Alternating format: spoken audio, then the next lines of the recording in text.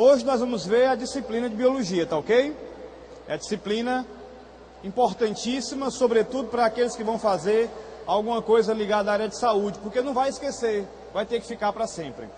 Pessoal, toda construção é feita de quê?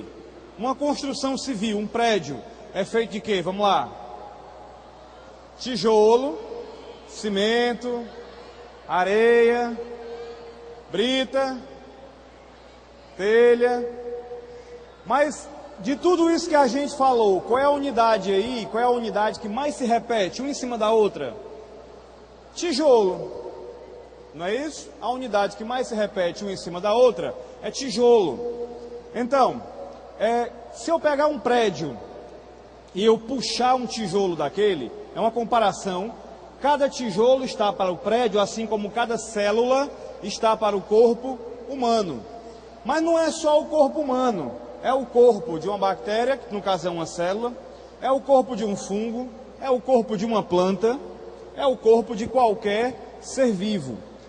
Quer esse indivíduo tenha apenas uma célula, como eu acabei de falar, a bactéria, quer ele tenha bilhões de células, como a gente, por exemplo. Tá ok?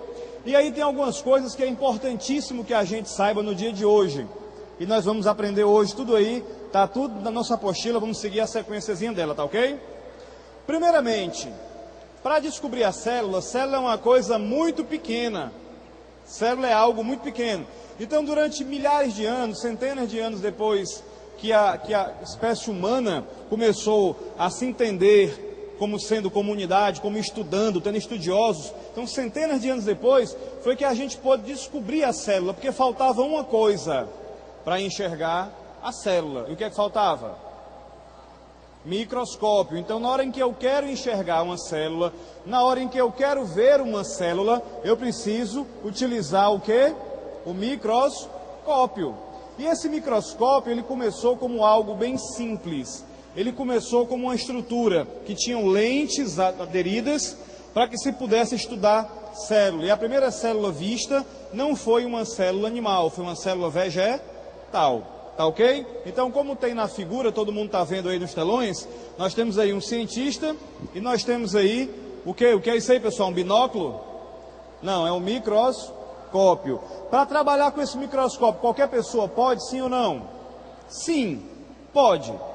Desde que essa pessoa tenha o quê? Um estudo sobre como ele funciona. Tá ok?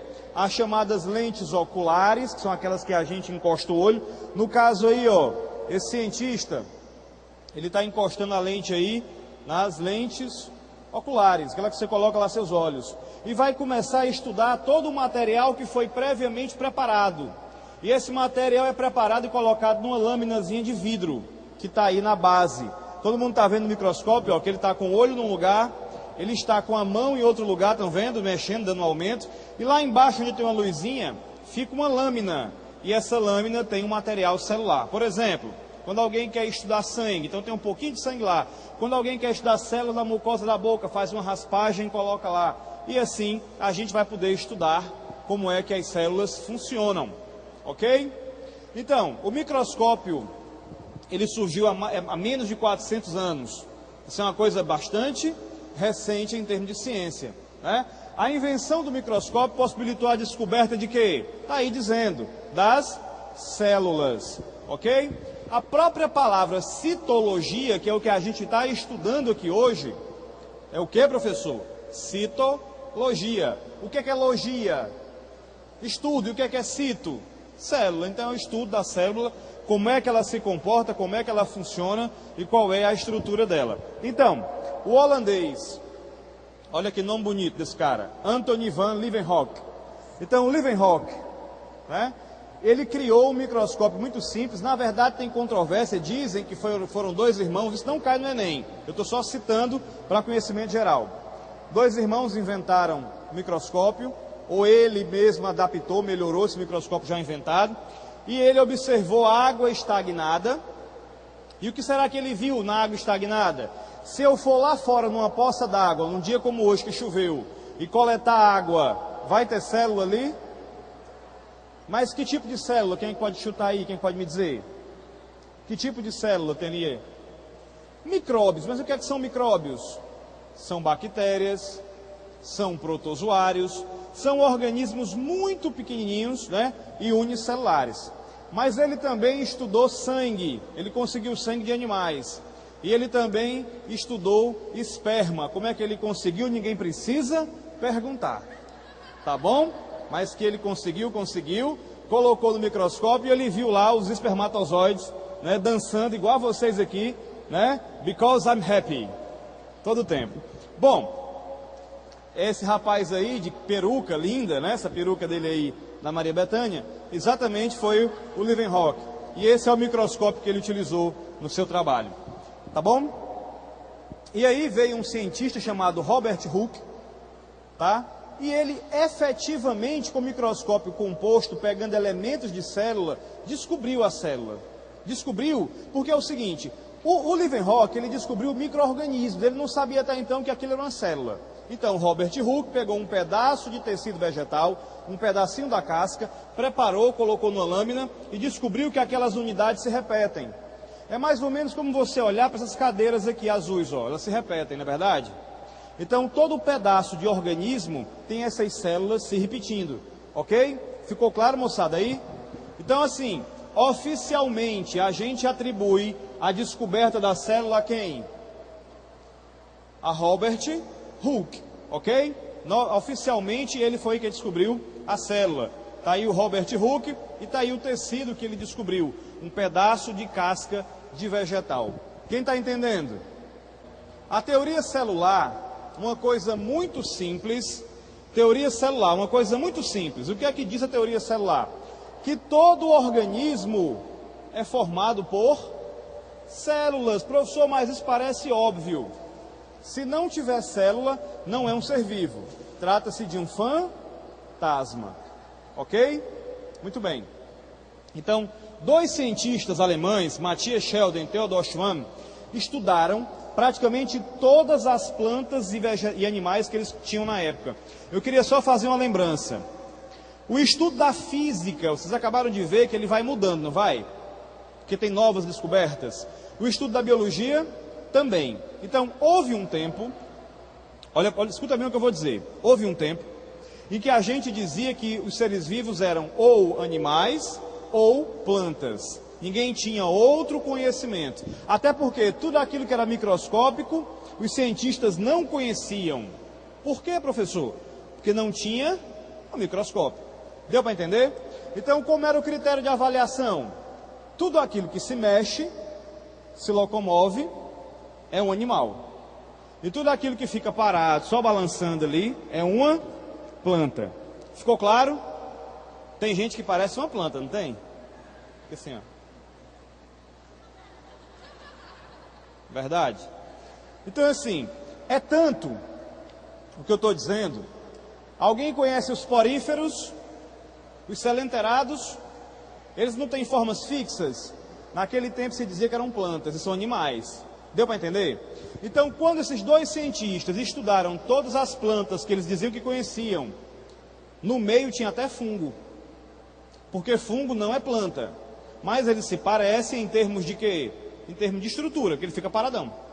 Ok? Está claro isso para vocês? Então, como eles estudaram todas as plantas, olha as aspas aqui, ó, conhecidas na época, e todos os animais, observaram que todos eles eram formados de quê? De células. E aí, eles propuseram a teoria celular. Então, se no Enem alguém perguntar o que é a teoria celular, a resposta é fácil, aquela que diz que todo ser vivo é formado por células. Muito bem. Está aí os dois, Sheldon e Schwann. E aí é uma ilustraçãozinha de tudo aquilo que eles enxergaram, tudo aquilo que eles foram buscar lá nos estudos deles, ok? Muito bem. Moçada, toda célula é igual, todo professor de biologia, quando ele pega uma lousa, ele vai desenhar aqui para vocês uma célula padrão. Toda célula do nosso corpo é igual, sim ou não? Não, claro que não. Dependendo do tecido, vamos lá, vamos ver se vocês lembram alguns tecidos. Que tecido é que tem em grande quantidade aqui dentro da minha cabeça? Tecido? Vala, meu Deus. Nervoso, repita. Aquela postura de novo, ó, endurece a mão, aponta para o sovaco do colega e cutuca, ele vai assim, ó, diz tecido nervoso. Não, ó, não é assim não, tem que cutucar a pessoa. Fica só assim, bonitinha. Então, tecido nervoso. As células do tecido nervoso são diferentes, por exemplo, das células da musculatura. Essa célula que você usa aqui, ó, para contrair a musculatura e fazer um movimento qualquer, tecido muscular, já é diferente do tecido nervoso. As células da pele. E aí vai. Ok? Muito bem. Olha para cá. Aqui nós temos mais ou menos uma escala. Quem não está conseguindo enxergar, não tem problema. A mesma figura está na sua apostila. A página é essa aí, ó. A página é essa aí. 22. Página 22. Olha só, o que é que nós temos aí? Nós temos o neurônio cerebral. Professor, como ele é grande, neurônios são grandes, neurônios têm estruturas para ser bem grande, porque eles precisam fazer o quê? A comunicação. Olha só, eu tenho uma ideia aqui de mexer o pé.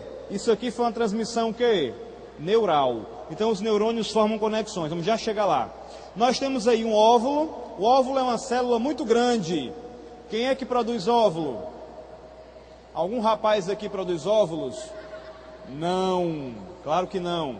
Então quem é que tem óvulos? As mulheres. Meninas, quem é que tem aí uma lapiseira, uma caneta? Faça um ponto, bem discreto no seu caderno, um pontinho. Pronto.